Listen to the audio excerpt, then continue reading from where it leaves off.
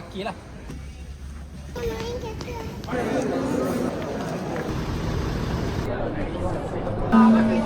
Apa hal? Sila. Dia rasa macam susu kurma. Amat takut kota. Belakang.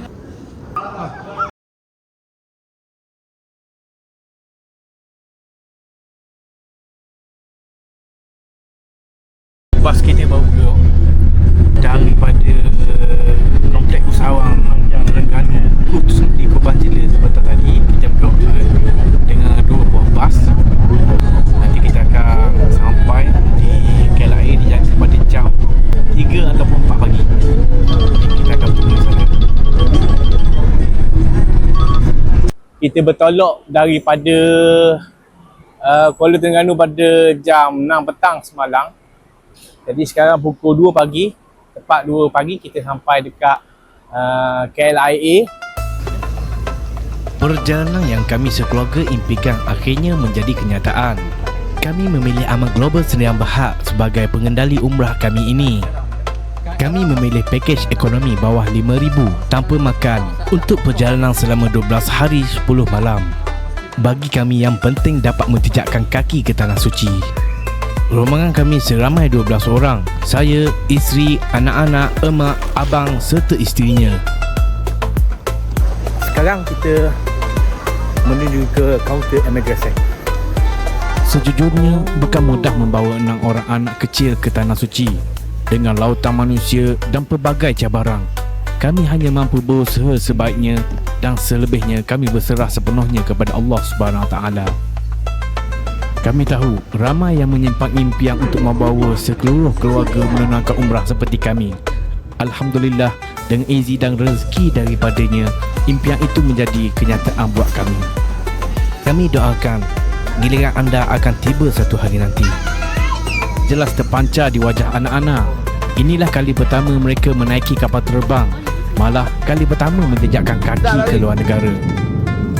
Sepanjang perjalanan umrah kali ini, kami dibimbing oleh 2 orang mutawif berpengalaman, iaitu Ustaz Alif Mahari dan Ustaz Azhari Musa. Supaya anak-anak tidak bosan sepanjang penerbangan, isteri saya lebih awal menyediakan buku dan permainan untuk mereka. Nampak kecil, tetapi persediaan seperti inilah yang banyak membantu sepanjang perjalanan.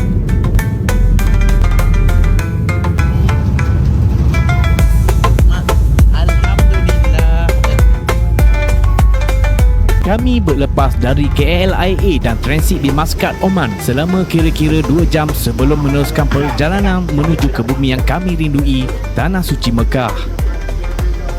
Alhamdulillah, sekarang kita sudah berada di lapangan terbang Oman. Kita akan transit sekejap saja di sini, lebih kurang 3 jam. Lepas tu kita akan berlepas kembali menuju ke Mekah. InsyaAllah kita akan turun di airport Jeddah, InsyaAllah. Tempat saya prong di sini. Semua dah pakai ihram, dah semayang zuhur, dah semayang asar, jamak sebentar tadi lapangan terbang Muscat. Sebuah perjalanan yang bukan sekadar bercuti, tetapi perjalanan mencari keberkatan, mendekatkan hati kepada Allah dan mencipta kenangan yang kami akan kenang seumur hidup. Alhamdulillah, kita sampai dekat airport Jeddah. Kami selamat tiba di lapangan terbang Jeddah. Walaupun penat selepas perjalanan yang panjang, semangat kami tetap berkobar-kobar. Alhamdulillah, anak-anak semua memberi kerjasama. Malah yang paling kecil pun tidak meragam. Rombongan kami seramai 80 orang. Oleh kerana bas sudah penuh, kami sekeluarga bersama emak diberikan sebuah van khas untuk kami ke Mekah. Saya bersama mutawif umrah Fahmi, yang mana orang yang cukup pengalaman dalam kerja-kerja umrah ni. Cuma mencabar sikit trik ni sebab kita ada 80 orang. Biasa 40 orang je. Masya Allah. Disebabkan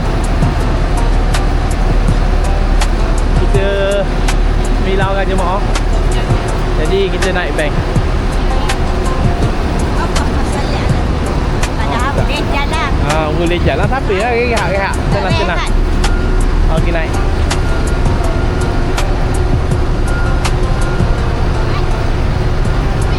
Alhamdulillah. Kita naik dah bank. Disebabkan kita tak mau bagi pack sangat dalam bas tu, jadi kita sebahagian ni, keluarga saya saja. Dia beri keistimewaan pula rasanya. Mana tahu. Dia boleh naik bas, naik van HiAce. Rupa-rupanya itu satu hikmah. Perjalanan terasa lebih tenang dan selesa. Saat kami semakin menghampiri bumi suci, hati mula berdebar. Impian yang selama ini kami doa akhirnya semakin menjadi nyata.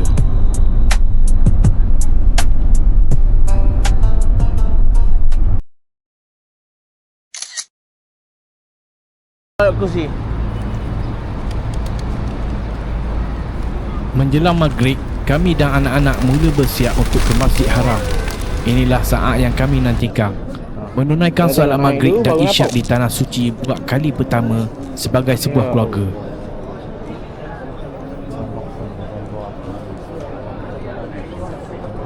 Nampak mah? Nampak? Kenapa petak lubang? Kenapa? Lubang petak. Mana lubang petok? Itu. Untuk umrah yang pertama ini, saya sengaja tidak merakam banyak video. Saya mahu memberi sepenuh perhatian kepada ibadah dan pada masa yang sama memastikan isteri, anak-anak serta emak berada di dalam keadaan yang baik. Disebabkan urusan teknikal, rombongan kami terbahagi kepada dua penerbangan. Saya sekeluarga berada dalam satu kumpulan, manakala abang dan isterinya dalam kumpulan yang lain. Alhamdulillah, kami bertemu semula pada keesokan harinya. Masing-masing berkongsi pengalaman ketika pertama kali melihat Kaabah dan mengerjakan umrah. Walaupun melalui pengalaman yang berbeza, perasaan syukur yang kami rasakan tetap sama. Dan ambil spray. Bang spray semua fit. Spray. Mari spray sampai. Ada semua orang sakit ya. Sedap nak bos dia. Buang ambil spray tu. Dalam kawan bagus sedap. Nampak cakap kat mochi yang gagah sungguh lah duk megah. Abang abah. Bang abah. Abah bangun. Bengah dah.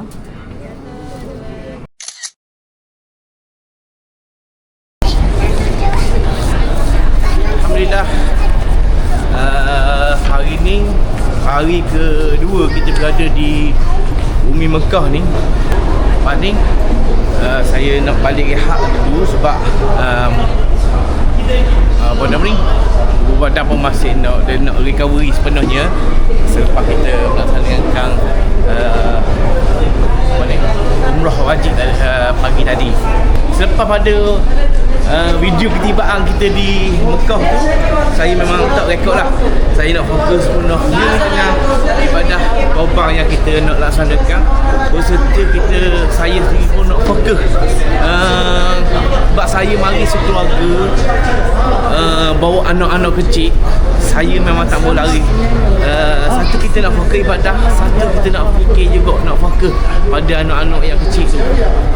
Kita bimbang perkara-perkara yang tidak diingini berlaku lah. Jadi kita fokus penuhnya nak tengok anak. Sebab kita berada di kawasan sesak, tidak mudah sebenarnya. Kita nak buat 2-3 perkara. Lagilah pula nak buat recording ni, kita memang tidak digalakkan lah. Dan ada tempat memang tidak dibenarkan. Lepas tu, jadi bila saya fokus tu, tidak cara dah kamera ke apa benda, kita buat ibadah, nak laksanakan umrah tu biar sampai sudah. Dan dalam masa yang sama kita nak pastikan anak-anak berada dalam keadaan sihat, selamat belaka semua. Jadi sekarang ni kita akan bergerak menuju ke hotel untuk makan, lepas tu kita rehat tidur. Alhamdulillah, hari ni pagi hari yang keempat. Kami berada di bumi Mekah. Sekarang ni kita menuju nak naiki bas dalam program ziarah ke Hudaybiyah. Ni kebetulan kita ada bawa bekas sedikit daripada Malaysia, makanan kucing. Itulah. Kucing. Ni saya paparkan sedikit keadaan persekitaran di Mahbah Jing. Kita ni panggil Mahbah Jing lah. Tengoklah hotel saya ujung sekali dekat bukit tu. Dia tengok persekitarannya. Hotel ni memang jauh, lebih kurang 1.5 ataupun 2 km daripada Masjid Arang. Persekitarannya cukup menarik. Di sebalik bukit sana Masjid Arang. Kita berada di belah sini. Kita akan menaiki bas. Seperti anda dapat lihat, nanti saya akan tunjukkan bas tu terus kepada masjid 24 jam. Hari baharu di bumi Makkah. Alhamdulillah, Allah masih memberi kami peluang untuk meneruskan perjalanan ibadah hari ini. Melihat insan-insan yang paling saya sayang berada bersama dalam perjalanan ini, itulah antara detik yang paling bermakna.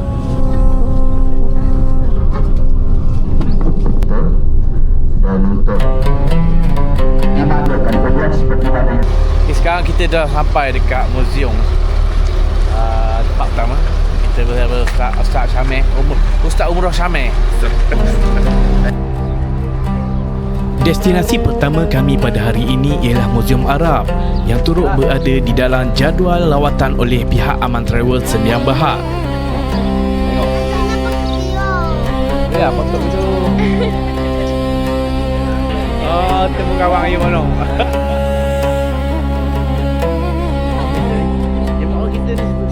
Sebelum memulakan lawatan, kami sempat mengabdikan kenangan dengan mengambil gambar secara berkumpulan di hadapan muzium. Inilah antara momen yang pasti kami akan kenang sampai bila-bila. Ustaz Umrah Muzamil memberi makan kepada cik kucing. Selamat datang Muzium Pakar Al-Amudi. Umrah makbul semua insyaAllah. InsyaAllah.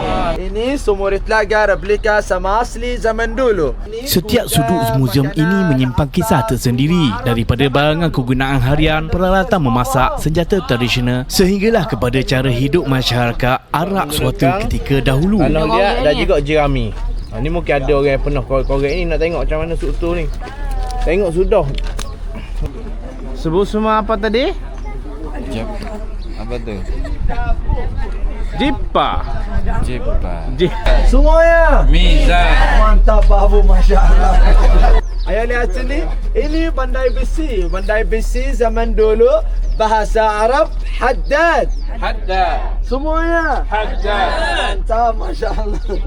Keluasan muzium tidak besar, kecil je, tapi banyak barang-barang yang boleh kita tidak bagi orang yang tidak pernah safar untuk lihat atau sejarah-sejarah barang-barang yang digunakan ketika zaman-zaman dulu.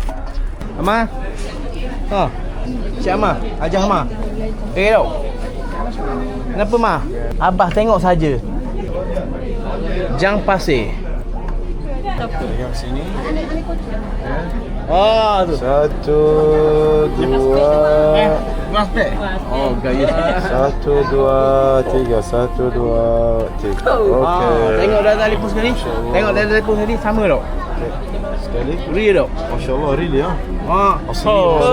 Real. Bagaimana dia macam duduk dalam. Terima kasih. Saya nama Asil.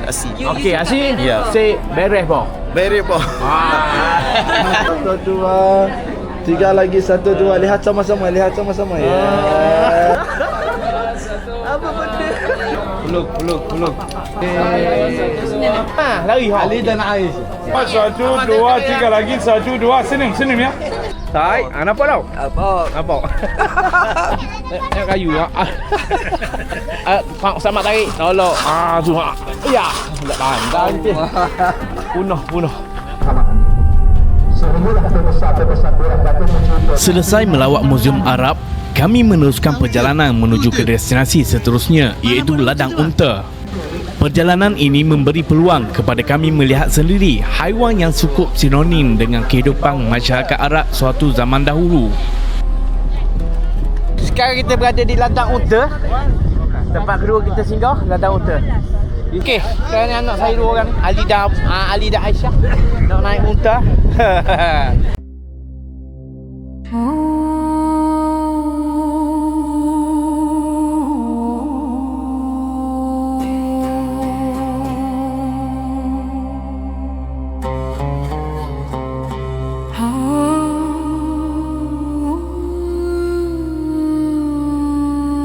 Unta bukan sekadar haiwan ternakan, malah sejak dahulu lagi ia menjadi pengangkutan utama, sumber makanan dan sebahagian daripada kehidupan masyarakat di padang pasir.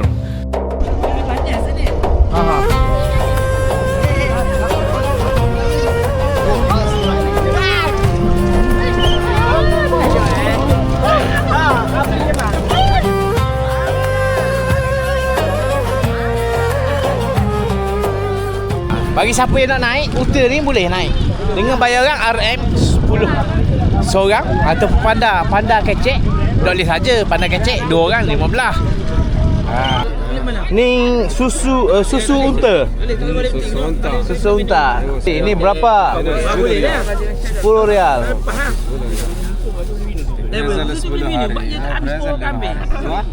Hamba dah minum susu lembu, tapi boleh minum susu unta. Dia tak rasa apa-apa ke? Tak ada rasa, dia rasa macam susu kurma itu.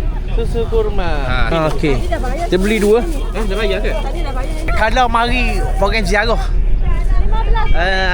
lepas umrah ni memang biasalah kita akan dibawa oleh syarikat travel untuk menziarahi ladang unta. Ladang unta. Unta bangun pamuka. Apa nangis? Dah ibu. Abang takut unta ke? Abang tak. Okey. Sekarang lokasi ketiga kita ziarah pada pagi ni iaitu Wadi Berkat. Jom masuk. Kita tengok kuda. Oi, baka boleh ni. Baka comel. Yang menariknya di sini, bagi jemaah yang sudah mula merindui masakan Melayu di tanah air, di sinilah ada dijual pelbagai hidangan Melayu, antaranya nasi lemak, mi goreng, laksa dan pelbagai menu lain yang cukup membuka selera selepas beberapa hari berada di bumi Arab. Semok ada, mi tiaw ada, jauh kutiau ada, ayam penyet ada, soto ada. Ni saya order cucuk udang. Air teh ais 5, dia bukan RM5, RM5. Yang ni air teh ais RM5. Bihung. Yang ni Alco dekat kali.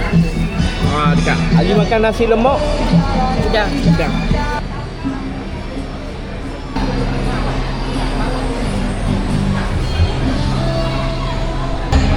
Minuman ni harga okey. Dengan harga Nescafe Tepeng RM5 okey.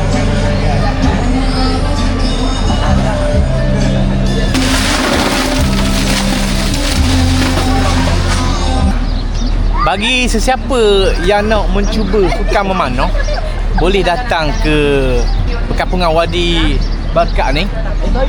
Sebab di sini ada 2 lapang sasa lah. Dikata-kata tempat untuk memanah ni.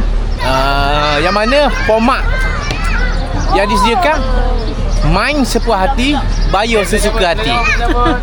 Bayarlah banyak mana kita mampu nak bayar. Lepas tu main siapa puas. Abang ni belajar, abang ni ajar. Yeah, good. Okey, ada lah buah sikit. Buat lagi tarik. Maitang tu. Padu tengok akak sikit. Ya. Akak mata.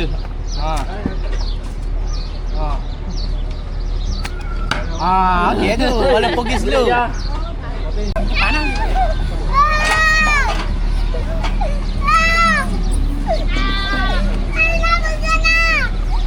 Hai, tengok ramai. Tengok.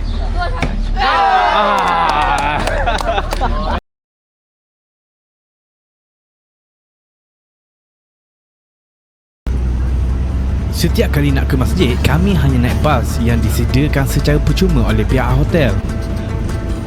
Perjalanan tak lama, sekitar 3 hingga 5 minit sahaja. Ramai ingat bila hotel jauh, mesti susah nak ulang-alik. Tapi bagi kami, semuanya mudah dan selesa. Malah perjalanan singkat ini pun menjadi salah satu kenangan yang kami nikmati setiap hari.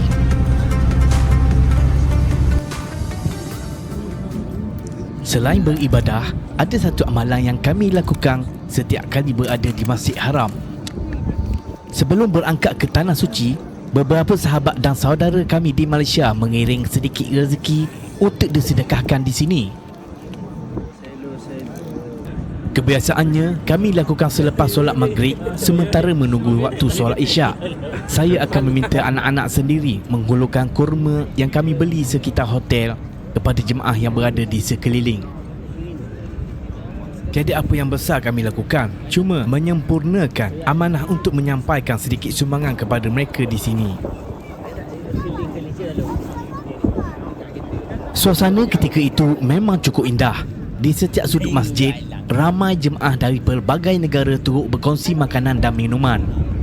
Ada yang membawa roti, kurma dan pelbagai makanan tradisi dari negara masing-masing. Ada yang saya sendiri tak pernah jumpa sebelum ni. Beginilah suasana pada waktu maghrib di Masjid Haram. Jadi masing-masing buka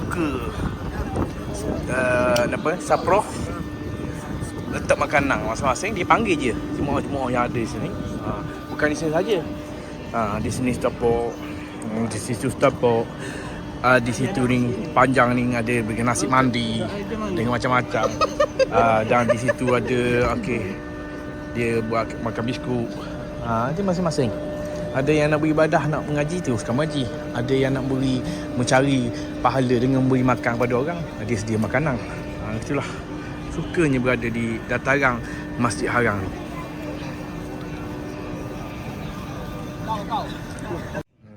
Dalam kami menyampaikan kiriman daripada sahabat dan saudara dari Malaysia, anak-anak pula mendapat rezeki yang tak disangka. Ramai jemaah menghadiahkan mereka coklat, gula-gula dan pelbagai manisan. Malah mereka juga dapat merasai pelbagai makanan dari pelbagai negara. Sedap tak? Mak makan apa? Makan donat. Mak mana? Ada orang bagi. Dia bagi ke siapa? Mama dengan apa? Ni antara coklat yang diorang boleh petang ni. Gari ni. Suka macam obat gigi. Ingat kau obat gigi? Rupanya coklat. Dia punya penutup pun semua. Cik tengok kandungan dia. Ni awak rasa buah hazelnut. Hazelnut. Hazelnut rasa kacang. Selepas solat isyak, kami sekeluarga menaiki teksi untuk mencari makan malam. Kali ini, kami mencuba nasi unta, antara makanan yang agak popular di Makkah. Rasanya memang sedap dan lain daripada yang lain. Kebiasaannya, hidangan ini menggunakan daging unta yang masih muda, menjadikannya lebih lembut dan enak. Kalau berpeluang ke sini, memang saya cadangkan anda untuk cuba sendiri.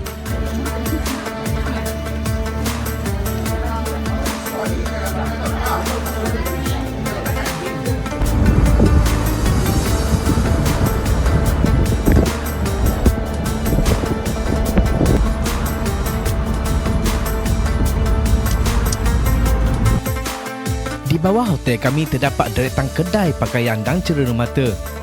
Setiap kali pulang dari masjid atau selepas makan, kami akan singgah mencari sedikit buah tangan untuk dibawa pulang ke tanah air nanti.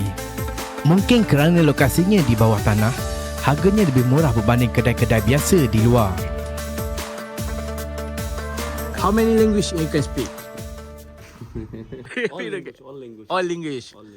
Tajikistan, Afghanistan, Iran, India, Pakistan, all language. All language. Arabic, Turki, Malay, Melayu boleh. Tanya Malaysia apa? Ya Malaysia. Terenung. Terenung. Terenung. Terenung. Bukit Sepang. Bukit Sepang. Bukit Sepang. Bukit Sepang. Dekat Bukit Wangang. Bukit Wangang. Bukit Wangang. Bisa. Melihat senyuman anak-anak di bumi Mekah, itulah hadiah terindah buat kami sebagai ibu bapa. Assalamualaikum. Hari ni kita keluar ziarah sekali lagi. Kita akan melawat beberapa tempat, antaranya Jabal Sur. Mungkin kita akan pergi ke Arafah, di Muzdalifah dan juga Mina. Lepas itu juga kita akan ke Masjid Ja'rana untuk pasang niat bagi mereka yang nak mengerjakan umrah. Sekali lagi kita akan pergi di Jabal Nur, di perkuburan Ma'la, Masjid Jin dan juga Masjid Pokok.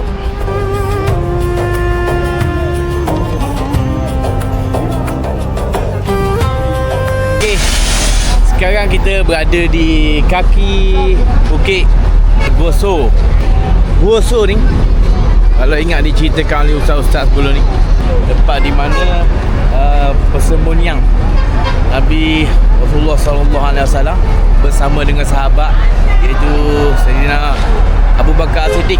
Ketika mana mereka mula nak berhijrah daripada Mekah nak keluar ke Madinah, jadi Nabi memilih jalan lain daripada jalan yang kebiasaan digunakan. Guoso dipilih sebagai tempat persembunyian Nabi Muhammad SAW beserta Abu Bakar Siddiq selama 3 hari di sini. Dan seingat saya diceritakan oleh ustaz juga di mana tempatnya yang berlaku peristiwa Nabi bersembunyi di dalam gua dan dijejaki oleh kafir Quraisy, di mana peristiwa burung merpati bertelur di pintu guanya, dan labah-labah membuat sarang. Seperti gua itu belum pernah dimasuki oleh orang. Ingat kisah-kisah tu? Di sinilah Guoso di belakang saya ni. Ramainya pengunjung yang datang ke sini membuktikan bahawa Guoso bukan sekadar bukit, tetapi tempat menyimpan kisah agung dalam sejarah Islam. Perjalanan kami diteruskan ke Padang Arafah, sebuah tempat yang menjadi saksi penghimpunan jutaan umat Islam setiap musim haji. Ketika itu, badan masih belum benar-benar pulih.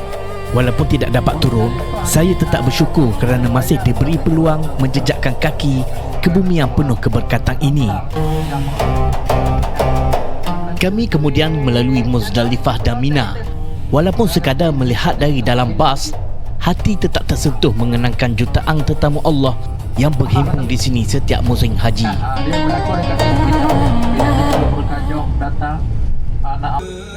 Hari Jumaat, kami sedikit terlewat. Bas shuttle pula hanya beroperasi sehingga jam 11 pagi. Jadi kami terpaksa mencari pengangkutan lain. Dengan tambang RM5 seorang, kami dan beberapa jemaah lain sampai di masjid. Tak jauh pun sebenarnya belakang ni. Sebab kalau jemaah negara lain, diorang jalan melalui jalan ni juga. Dan ada yang berjalan kaki melalui hotel-hotel jauh pun. Dia tenang je jalan kaki.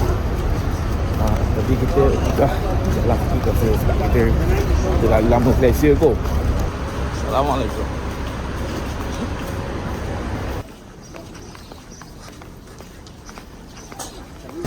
Sekarang dah masuk April ni, waktu peralihan cuaca. Bulan 11, 12, 1 dan 2 musim sejuk. Akhir bulan 2 tu katanya dah akhir musim sejuk lah. Bulan 3 peralihan mula berlaku. Dah masuk bulan 4 agak sekarang ni. Hari ni 3 hari bulan 4. Cuaca dah mula rasa agak panas sikit lah. Panas sikit lah. Cuaca dalam 39. Lihat 39 dah TV dia tengok 39. Dah. Ni panas dan kering. Tidak berani. Jadi apa pun kita nak mati berjalan.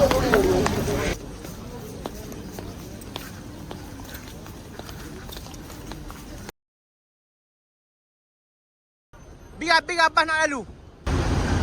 Perjalanan bas ni memang sentiasa full. Semasa datang, belum masuknya waktu solat dan selepasnya sembahyang. Jadi memang agak beratur sedikit lah. Tidak lama sangat. Cuma hari ni hari Jumaat, faham maklum. Yang saya pergi Rangun tadi, sebelah di Clock Tower pun memang rumbu orang full. Jadi belah ni pun sama lah, full. Orang memang penuh.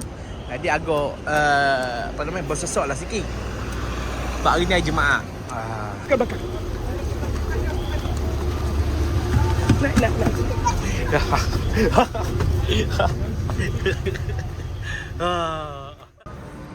Naik.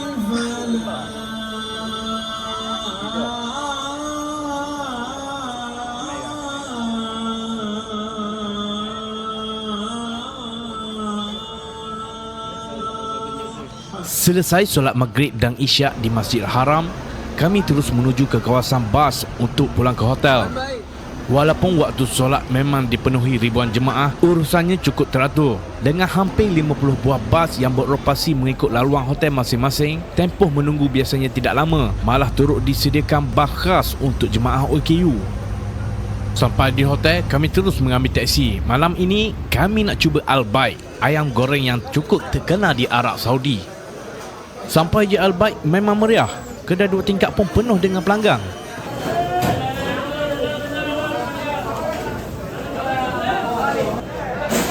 Tak lama menunggu, kami pun dapat merasai sendiri ayam goreng yang cukup terkenal ini. Memang sedap. Harga pun lebih kurang je makan kat Malaysia. Rasa. Wah, yang ni kau. Yang itu sisi.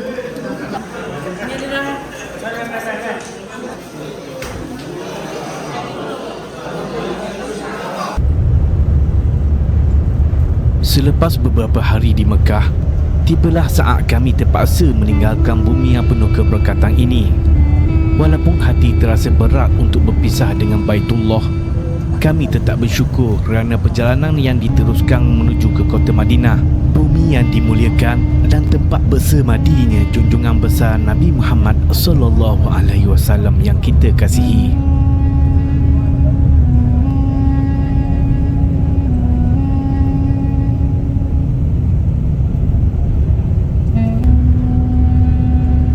Dalam perjalanan, kami singgah di Badar, bumi bersejarah tempat berlakunya Perang Badar. Menziarahi makam syuhada benar-benar menyentuh hati, mengenangkan pengorbanan mereka demi menegakkan agama Allah. Okey. Sekarang kita singgah sebentar di perkuburan Badar, di mana terdapatnya kubur-kubur sahabat-sahabat yang terkorban ketika Perang Badar. Perang Badar berlaku pada 17 Ramadan tahun kedua Hijrah. Tentera Islam hanya sekitar 313 orang, manakala tentera Quraisy seramai 1000 orang. Umat Islam mempunyai kelengkapan yang sangat terhad, namun tetap yakin dan bertawakal kepada Allah. Dengan pertolongan olehnya, tentera Islam memperolehi kemenangan walaupun jumlah mereka jauh lebih kecil. Namun begitu, seramai 14 orang sahabat telah gugur syahid di Badar. Senarai nama sahabat-sahabat yang terkorban, yang mana pusara ataupun kubur mereka yang di dalam pagar tadi.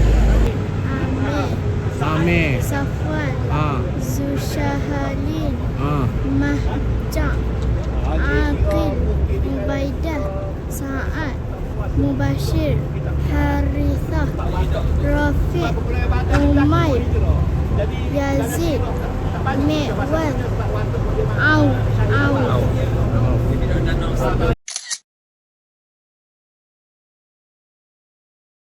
Perjalanan diteruskan menuju ke kota Madinah. Keletihan jelas terasa selepas hampir seharian bermusafir. Usai menunaikan solat jamak takhir di Masjid Nabawi, kami terus masuk ke hotel untuk berehat. Esoknya satu lagi perjalanan penuh makna menanti kami. Alhamdulillah, kita sampai semalam dekat Madinah ni. Selepas kita bertolak daripada Mekah, lepas tu kita singgah di Badar. Lepas tu lewat semalam pukul 11.30 lebih kurang, kita sampai dekat Madinah. Lepas tu malam tu memang agak letih lah, tak ada nak buat apa-apa aktiviti. Lepas tu pagi ni Alhamdulillah kita dalam satu program ziarah pagi ni, di ziarah dalaman di sekitar Masjid Nabawi. Pagi di Masjid Nabawi membawa ketenangan yang sukar digambarkan. Berbeza dengan suasana di Masjid Haram, hampir setiap masa dipenuhi lautan manusia yang mengejar peluang untuk menunaikan umrah. Di sini, setiap orang menikmati waktu mereka dengan cara yang tersendiri. Ada yang beriadah, ada yang berehat, dan ada yang sekadar menghayati keindahan kota Rasulullah SAW.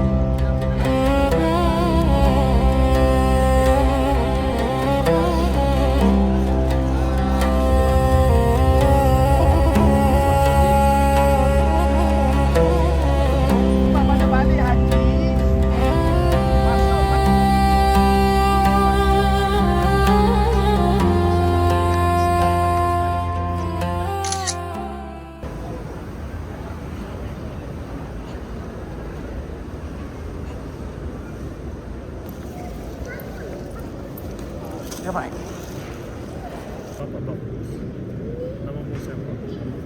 Ha? Ahmad Faizal.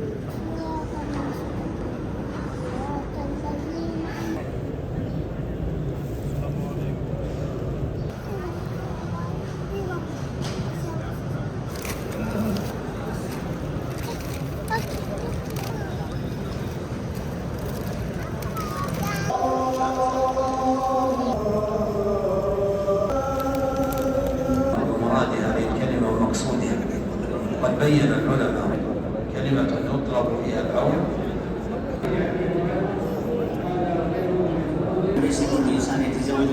ini sampai dah satu cawan kira-kira satu ini kalau kita ambil air kita satu muk semacam ini kira-kira cukup kita tak tahu jalan kali jalan pulang biasa luka apa maknanya menahan seseorang itu akan dikumpulkan bersama orang yang dia cintai. Tujuan kita satu agar kita nanti berkumpul di dalam surga bersama baginda Rasulullah sallallahu alaihi wasallam dan semoga Allah kabulkan. Hari ni hari kedua kita berada di Madinah. Tempat yang kita tuju pagi ni, insya-Allah kita akan pergi ke Masjid Qiblatain, Masjid Quba, ladang kurma dan tak silap rasanya Bukit Uhud. Hari kedua kami di Madinah bermula seawal pagi. Selepas bersarapan, kami terus bergerak ke destinasi pertama, iaitu Masjid Quba. Sepanjang perjalanan, kami menikmati suasana kota Nabi yang penuh tenang. Jauh berbeza kesibukan di Mekah, ketenangan inilah yang membuatkan setiap perjalanan di Madinah terasa begitu damai. Kita dah sampai di gerangan Masjid Quba ni. Masjid Quba merupakan masjid pertama yang dibina oleh Rasulullah sallallahu alaihi wasallam. Tempat senang. Di sinilah kami mengambil peluang menunaikan solat sunat dan menghayati sejarah Islam yang begitu dekat dengan kehidupan baginda. Jadi kita kena ingatlah parking selipar kita tu nombor berapa. Tu pala takut dah ingat. 321. Sama takut doktor kau dah. Oh dekat dengan aku. Muhammad, baik. Okey tau. Muhammad. Okey. Kita akan masuk ke masjid insya-Allah. Kita akan solat sunat 2 rakaat. Masjid Quba ni masjid yang pertama Nabi SAW dirikan lepas daripada Nabi tiba di Madinah. Mana Nabi siapa? Nabi waktu tu pergi ke Masjid Nabawi, lokasi Masjid Nabawi yang kita tutup. Jadi Nabi singgah sini selama beberapa hari lah kalau tak silap. Dan ini merupakan masjid yang mula sekali Nabi bangunkan dalam Islam lah. Jadi lepas daripada membangunkan masjid sini, baru Nabi meneruskan perjalanan. Dan tak sampai lagi ke Madinah, dia singgah di satu tempat dipanggil Masjid Jumaat, Masjid Jumaat.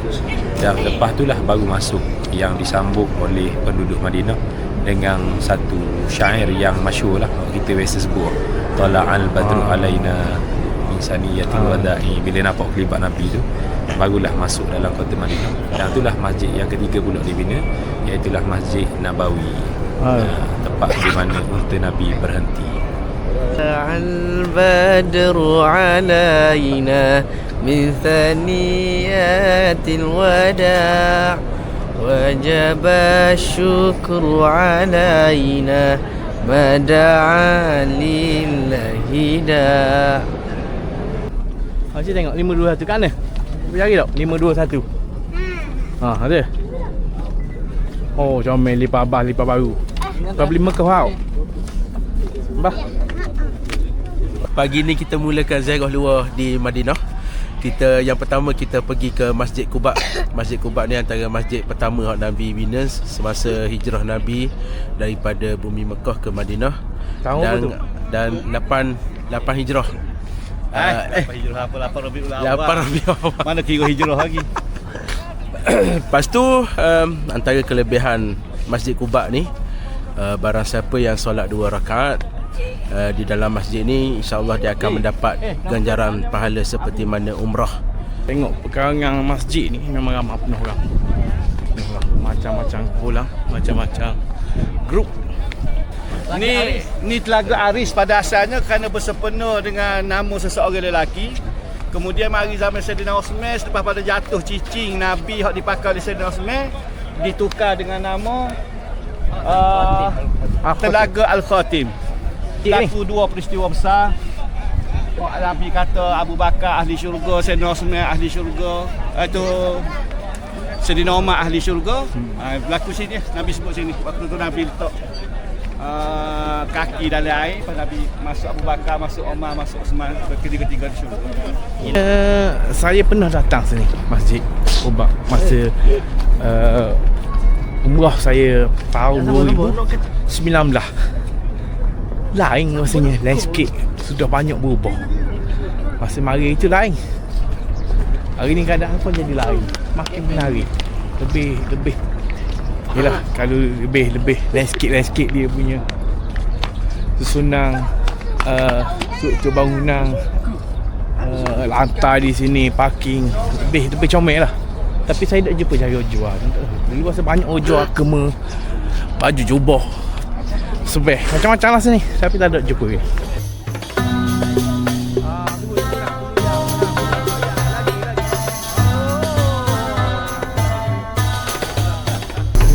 Selesai menziarahi Masjid Quba, perjalanan kami diteruskan ke sebuah ladang kurma. Di sini terdapat pelbagai jenis kurma, kacang, coklat dan pelbagai makanan lagi. Okay, sekarang kita dah sampai di ladang kurma. Nampak pembuatan kurma. Ke penanaman kurma? Penanaman kurma. Bukan pembuatan kurma. Bukan pembuatan kurma. Yang menariknya, sebelum membeli, pengunjung diberi peluang untuk mencubanya secara percuma. Kalau di ladang kurma ni seperti mana yang penuh sampai ni, ya, banyak jenis kurma yang dijual di sini. Yang mana kurma-kurma ni kita boleh rasa. Dengan kadar 1-2 biji tu boleh rasa secara halal. Baik. Contoh ni kurma Mariam. Cuba satu halal. Halal. Boleh coba halal. Mari. Taib, rata sama taib. Ajwa besar, ajwa medium, ajwa kecil. Tak. 1 kilo berapa? 25 hari boleh. Buat makan je ke mana? Makan. Di belakang ladang ni dia ada kedai. Bakso 2, teh ais 3. Bakso 2, teh ais 3. Dengan harga RM55. Ada nak bakso? Lagi yang mana? Dia penambah perisa tu. Kau sedap masing-masing makan ni. Dengan suasana dalam ladang. Banyak hari dah makan nasi biryani, Bukhari, Arabi, Pakistani. Jadi mari jemuh dalam mulut ni. Alhamdulillah kita hari temu bakso, kita makan tengah hari dengan makan bakso. Buat miki dah. Jadi sudah beli kurma sambil kita. Ni pelayang kerja sini Okey, sila duduk. Mak duduk mak. Tu TV. Sedap tak makan sini? Alhamdulillah. Kat ni banyak beli. Perjalanan diteruskan ke Bukit Uhud, bumi bersejarah yang menjadi saksi ketabahan Rasulullah SAW dan para sahabat. Sekarang kita berada di kaki Bukit Uhud. Ni Bukit Pemanah dan ni Bukit Uhud. Seperti mana yang disebut, kiranya kita solat ke atas jenazah, kita dapat pahala sebesar Bukit Uhud. 1 kira. Jarang umpamaan besar mana sih 1 kira sebesar Bukit Uhud. Bukit Uhud ni besar ni. Kalau saya boleh letak gambar orang, kalau di Terengganu kita 3 buah bukit besar. 5 buah bukit besar. Ni Bukit Uhud. Ni Bukit Pemanah.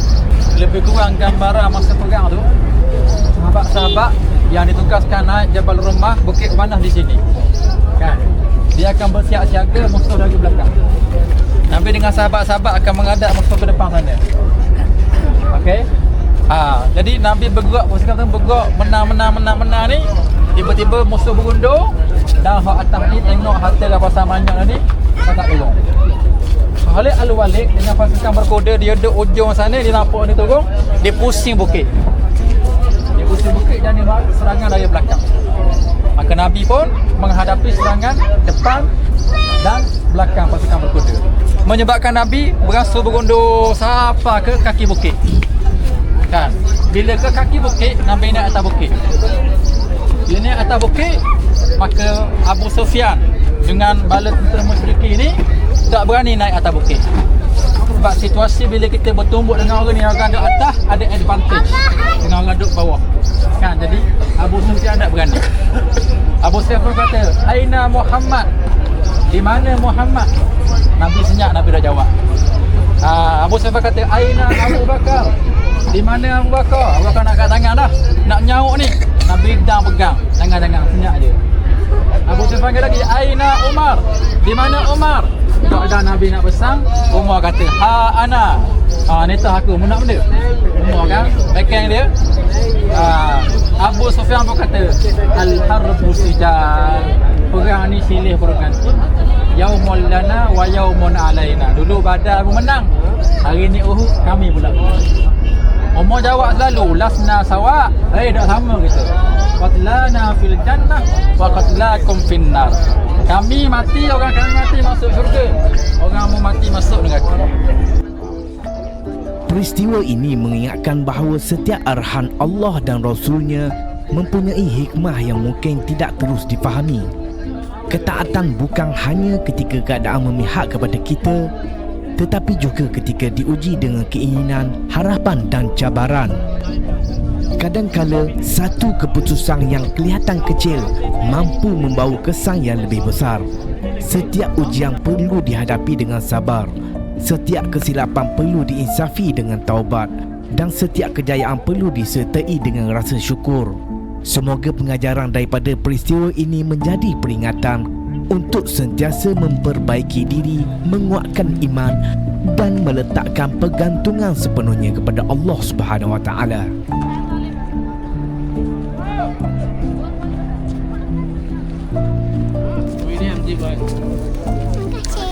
Sama.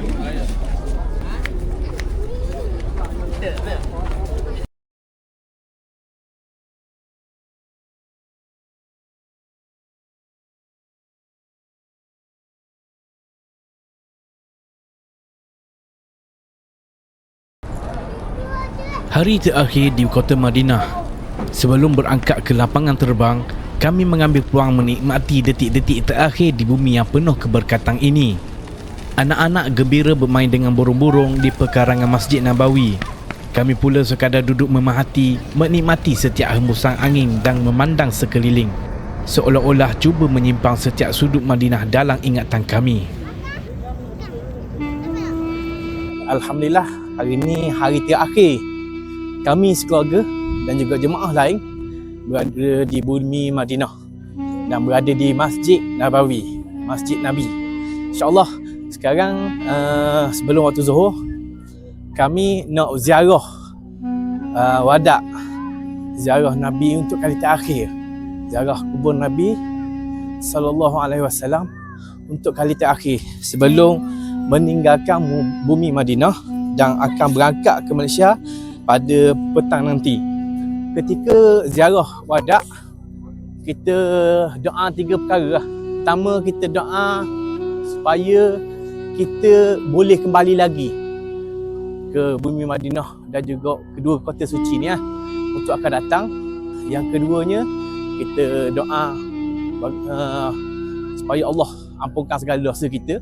Dan yang ketiga, kita doa supaya perjalanan kita pulang selamat, insya-Allah.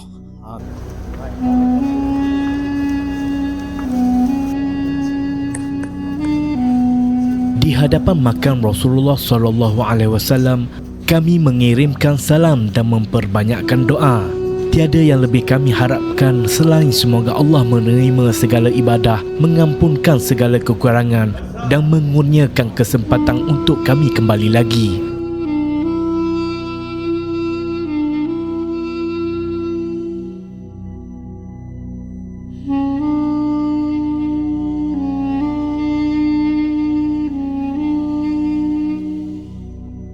Semoga kerinduan ini yang menjadi asbab untuk kami terus memperbaiki diri sehingga Allah mengizinkan pertemuan yang seterusnya.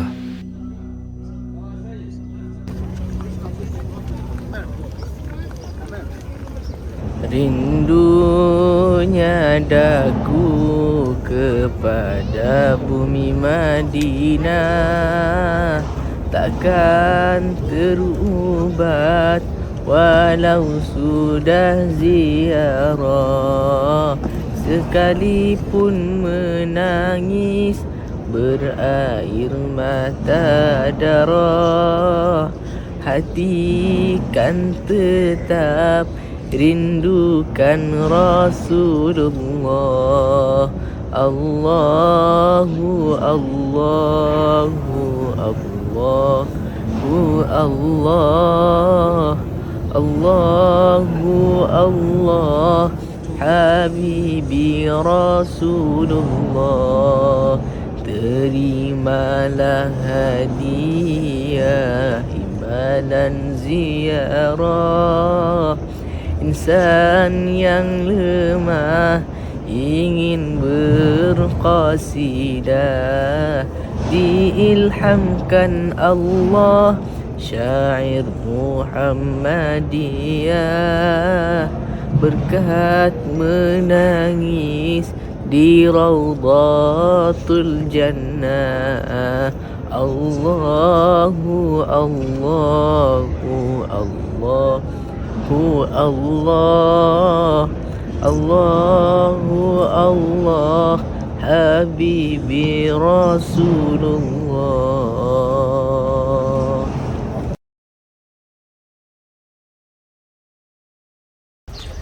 Okey. Hari ni hari terakhir kami berada di bumi Madinah, dimaklumkan oleh staf amal global nak belanja dan nak meraihkan jemaah-jemaah yang mari ni, jemaah kami semua ni, dengan memberi makanan dan belanja makan untuk kali terakhir sebelum meninggalkan bumi Madinah ni. Dia bawa semua jemaah makan nasi Arab istimewa di dalam ladang kurma. Tu. Memang terbaik, makan free. Ya, Amang Global. Kita kalau buat makan free, buat kalau setakat ni. Tapi memang betul, belakang tengok suasana. Ya Allah.